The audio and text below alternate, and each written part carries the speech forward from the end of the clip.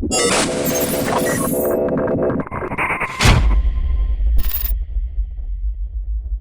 right, hi everybody, John Meadows here, and today I have a special guest that has an absolutely awesome story. I've been following this gentleman for a long time now. I love what he's doing. So, why don't you introduce yourself? Hey guys, Bounty Tank here. Yes, the name goes with what I do. I am a bounty hunter. I consider myself the biggest bounty hunter alive, and I'm a bodybuilder.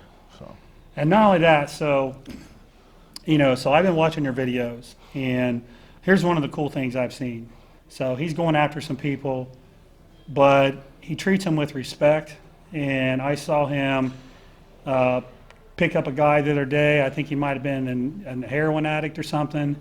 And you talked to him about changing his life.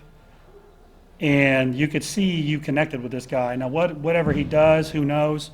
But you were trying to help that guy. Mm-hmm. Like, you were taking him in, but you cared about him as a human being.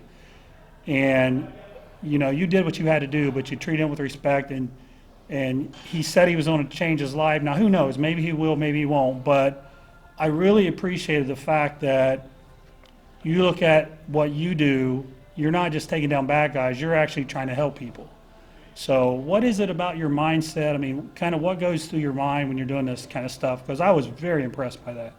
Well, there's multiple things. For one, you got to be conscious of these guys are not going to prison for life. I'm going to see these guys again at some point on the streets. Yeah. It happens all the time. And if you treated these people bad, you didn't treat them as an individual, they're going to remember that. And that makes your job 10 times dangerous. So I keep that in mind. Treat them as humans. They are humans. Everybody makes mistakes. And if I see them on the street, I don't want any confrontation. Yeah. People see me and say, oh man, hey, they give me the respect because I gave them respect. Yeah. Also, there's no better feeling than giving back. I don't want to just be the guy that's arresting people. And again, I'm not a saint. I'm not trying to preach to anyone. But if I can give back, if I can use my platform to give back and possibly help them give back to their community, then it's all worth it. I got into the media just not for the entertainment, but to inspire people and to help people. So if I can do that, if I can touch this guy and he can help someone else, even if I can't help him, if he can tell his story to help someone else addicted to heroin, yeah, then, it's a win. It's a win. Yeah. Now, how long have you been doing this? I've been doing this now for about 8 years. It's been about 8 years. And was there a YouTube going back 8 years ago? Yeah, I started YouTube 7 years ago. Okay, so 7 years ago. If you go back, you can tell the difference of how I am then and now. I mean, it's a complete difference. But when you had to go get your first person, what did it feel like? Were you nervous? Was the adrenaline gone? Like, how did that feel? The adrenaline was crazy. I was shaking. I mean, it's a crazy story. I went to about 1 million hotels. This is my first hunt ever, by myself, which wasn't safe, but I went anyway. I was by myself. The guy was in a hotel room. The clerk gave me the key. I banged on the door, opened the key. The craziest scene I've seen probably, the guy was sitting there, literally, he was nude, no clothes on. He had a computer. This is no lie. He had a computer, a Snickers, and a honeydew. I'm not going to say what was going on. I'm going to let you put together in your mind. But this was the most awkward situation because I had to tell him to get on the ground and put your hands behind your back. And this guy is nude. So, spread them. No, don't spread them. I threw the cuffs at him and said, cuff yourself. You put them on, man. Oh, my God. So when you took him away, did he put some clothes on? Yeah, we wound up getting him dressed. Yeah, okay. I wasn't putting him nude in my car. So. Right. Yeah. So let me ask you this. Has that ever happened? Have you ever had to apprehend a female and that happened? I've had to apprehend a stripper actually at her job. So, yeah, she was basically nude. Yeah, so I wound up getting her a coat afterwards. After I got her in the car, then I clothed her. But, yeah, she was in mid-dance, and I was funny story, I was acting like I was getting a lap dance, and I whispered at her, I said, you're going to jail. And she said, what are you talking about? I said, no, I'm your bondsman. You're going to jail. And her face just dropped, cuffed her, took her in the car. Yeah, so it's a lot of funny stories, God, stuff that I can't capture all the time on camera. Did she camera. try to work a side deal with you and not take her in? She did. She did. I'm not going to lie. She offered a lot.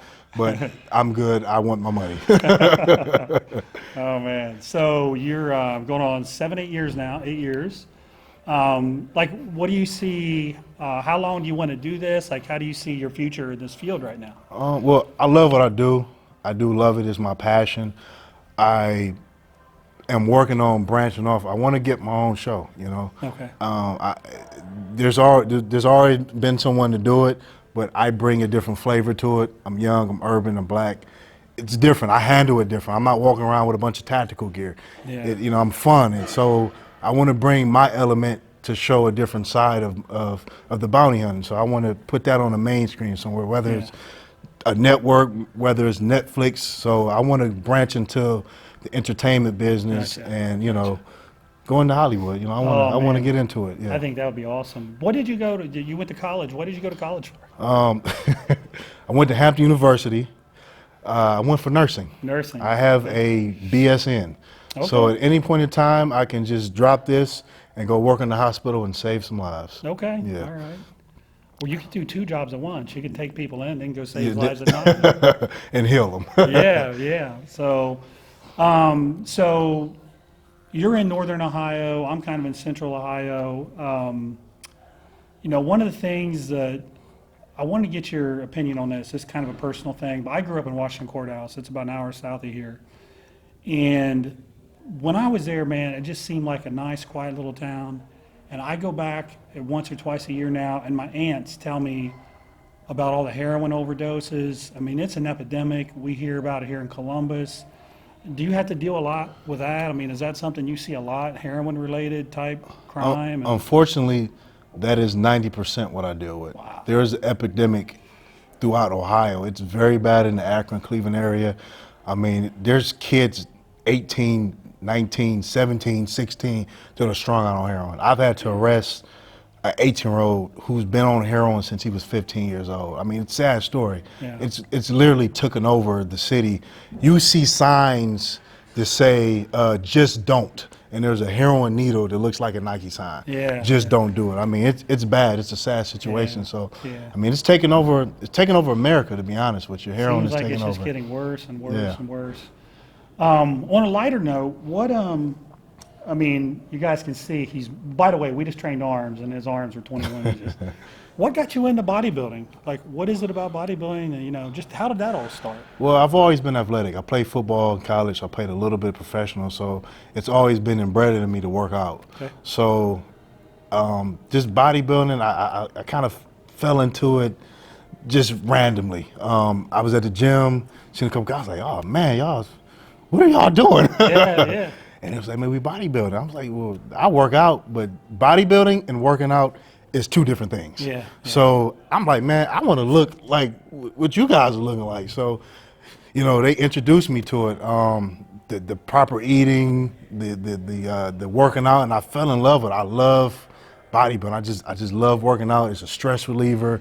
It's a temple to go to. You're not worried about nothing. It's peaceful. You release all that testosterone. I mean, it's my church. It's my second church. Yeah, It is. yeah. It is. So I just love what I do, and it helps me with my job. I'm gonna be honest with you. I'm not saying my size will arrest everybody, but some of the guys, if anybody, your fans follow me, they know I walk up to people, and because of my stature, stops a lot of the BS. Now Yeah, you're gonna get some times no one's gonna care. Yeah. You know, but for the vast majority, they think about it first, and that hesitation right there, I'm already cuffed them. Yeah, So yeah. it helps. It does help. Yeah, well, I get you kind of instant respect. I think people Yeah. respect that for the most part. So, now I know you competed recently. Mm-hmm. What was that like with the whole diet thing? Oh man, it was a shock. It was my first show, and I've never been so hungry. But I'm gonna be honest, I love the process. I love seeing the changes in my body daily, and I love seeing where I could take myself physically that I've never been before. So it was exciting. I loved it. I plan on doing it again soon. Okay. So it was a great experience. It was being on stage, having your song play, Yeah. showing off all your hard work. I mean, it was a good experience. It was a good experience. Well, I think too, you have that mental discipline, so it translates into you doing really well bodybuilding. Right. Because so much of bodybuilding is mental discipline. to the point where you don't even really think about it. It's just who you are. Right. And I get people sometimes that ask me, you know, I'm not real motivated. How can I get motivated? And that's one of the hardest questions for me to answer because I feel like 90% of that comes from within. Right. You know, even if you give somebody some temporary motivation, they got to have something inside. And I feel like the people who have that inside of them kind of have a leg up in bodybuilding because that consistency, time, you know, day after day, week after week, and my case, decade after decade, will pay off. So, all right, so talked a little bit about bodybuilding, your background. What else you do for fun, man? For fun, I like to travel. Okay. I like to get away and not thinking about fugitives. I like to just travel. I mean, honestly, this is my fun. I love to travel and network, meet with different people like yourself, and work out. I love it. This is fun for me. Yeah. So this is not a job. This is not something I have to come in and force myself to do. I enjoy this. I wake up. I live. I love this. You know, I do. It's incredible the opportunities we have now. Right. Right. And, you know, with social media, a lot of guys from my generation complain about it, but I love it because if it weren't for social media, like I never would have met you. Right. Right. You know, you can meet people, you can connect with people. It makes it fun. Uh-huh. I mean, it used to be when I was competing in the 90s and even the late 80s, you went to a show, you came back, and that was it. The only thing else you knew something would come out in the magazine 3 months later from a show. But other than that, we didn't know anybody. We would meet them at the shows, and we'd never see them again until the next show. And now we have all these opportunities for us to meet, to network with each other, to have fun, train together. And, you know, the camaraderie is a little different because I think in our sport now you kind of have a generation that's a little bit more ego-filled. Right. Right. But you still have some of the guys like us that are, you know, more into the work and the camaraderie, and that makes it really fun. Right. Right. It just makes it a blast. Right. I mean, it's great to network. I mean, if you can use social media to your advantage. I mean, like you said, you got guys that are ego and are competing with each other.